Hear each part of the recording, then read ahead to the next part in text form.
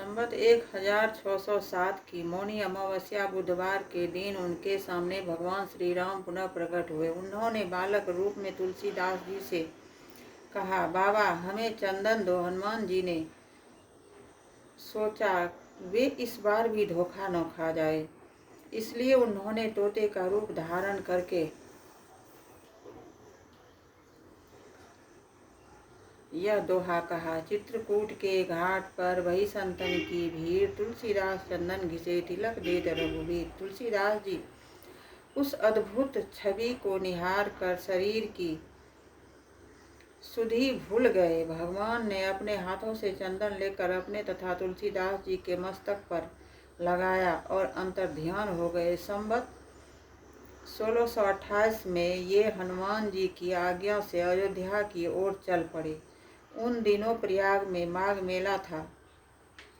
वहां कुछ दिन वे ठहर गए। पर्वत के 6 दिन बाद एक वट वृक्ष के नीचे उन्हें भरद्वाज और याज्ञवल्क्य के मुनि के दर्शन हुए।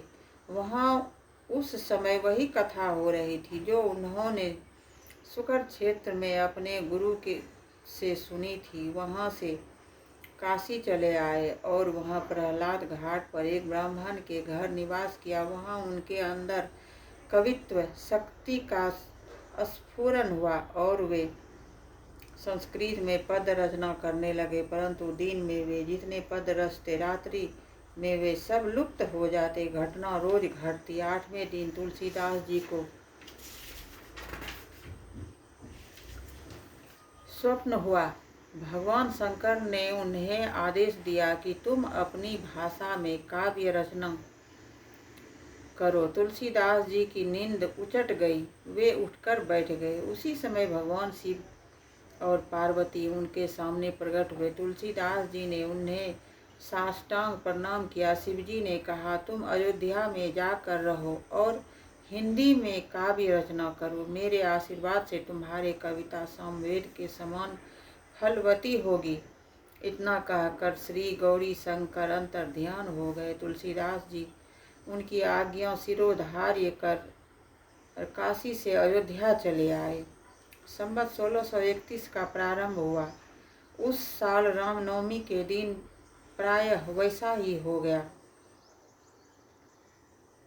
था जैसा त्रेता युग में राम जन्म के दिन था। उस दिन प्रातः काल श्री तुलसीदास जी ने श्री रामचरितमानस की रचना प्रारंभ की। 2 वर्ष 7 महीने 26 दिन में ग्रंथ की समाप्ति हुई। संवत 1633 के मार्गशीर्ष